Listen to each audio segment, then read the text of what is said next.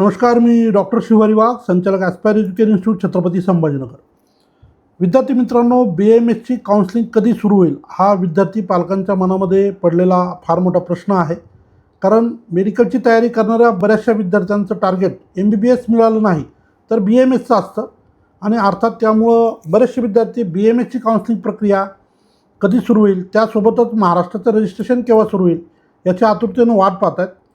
परंतु विद्यार्थी पालकांच्या माहितीस्तव अतिशय महत्त्वपूर्ण व्हिडिओ आपण या ठिकाणी शेअर करतो आहे, ज्या माध्यमातून आयुषची प्रक्रिया चालते त्याची जी काय सेंट्रल ऑथॉरिटी म्हणूया आपण, ती म्हणजे AACCC admission central counselling committee, Ayush admission central counselling committee असं ज्याला आपण म्हणतो, AACCC. तर या 2026च्या सेशनसाठीचं जे पोर्टल आहे ते तुमच्या समोर या ठिकाणी आपल्याला पाहायला मिळेल. या ठिकाणी आपण UG काउन्सिलिंगवर ऑलरेडी क्लिक केलेलं आहे आणि त्यानंतर हे पोर्टल आपल्यासमोर उपलब्ध आहे. तर हे आता अपडेट झालेलं आहे. मागच्या 2-3 दिवसापूर्वी या ठिकाणी 2025चा सगळा डेटा होता.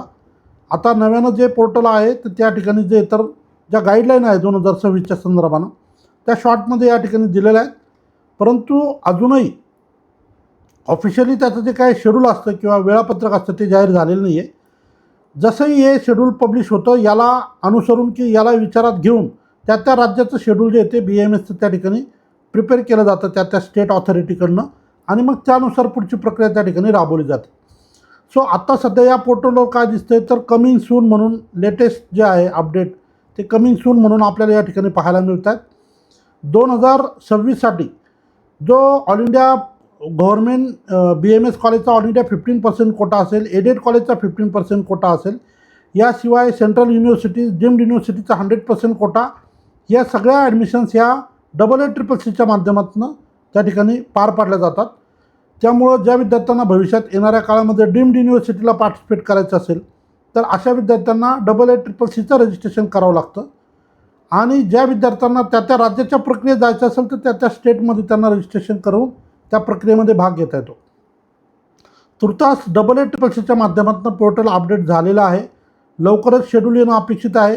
हे शेड्यूल आल्यानंतर त्या राज्याची प्रोसेस चालू होईल, त्याप्रमाणे महाराष्ट्राची सुद्धा चालू होईल. अपेक्षित असं धरूया की या लास्ट वीकमध्ये, कारण आता महाराष्ट्राचं जे MBBS BDSची चॉईस फिलिंग 26 तारखेपासून सुरू होती आहे, 29 तारखेपर्यंत ती संपेल आणि मोस्ट प्रॉबेबली 30 तारखेपासून जे येते BAMSचे रजिस्ट्रेशन महाराष्ट्रामध्ये सुरू होतील. तोपर्यंत AACCCचं सुद्धा शेड्यूल आलेलं असेल असं आपण निश्चितपणे म्हणू शकतो.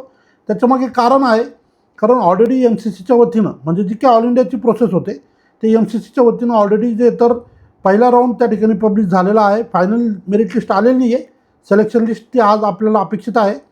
परंतु ज्या मुलांनी ऑल इंडियाच्या MCCच्या पोर्टलवर प्रक्रिया केलेली होती, प्रोसेस केलेली होती, चॉईस फिलिंग केलेली होती, त्यांची अलॉटमेंट आलेली असल्यामुळं एक राऊंड ऑल इंडियाचा जाहीर झाला आहे. त्याला पॅरलल महाराष्ट्र CET सेलच्या वतीनं MBBSची प्रक्रिया आता लवकरच सुरू होती आहे. त्याच पद्धतीनं जे तर एक राऊंड MBBS BDSचा पूर्ण होत असल्यामुळं BAMSचं सुद्धा शेड्यूल लवकरच आपल्याला अपेक्षित आहे. सो याबद्दलचे डिटेल्स जसे उपलब्ध होतील मी तुम्हाला नक्की शेअर करेन. तुर्तास AACCCच्या माध्यमातून पोर्टल अपडेट झालेलं आहे. लवकरच वेळापत्रक जाहीर होईल. जसंही जाहीर होईल तुमच्यापर्यंत ते शेअर केलं जाईल. या ठिकाणी थांबतो. धन्यवाद.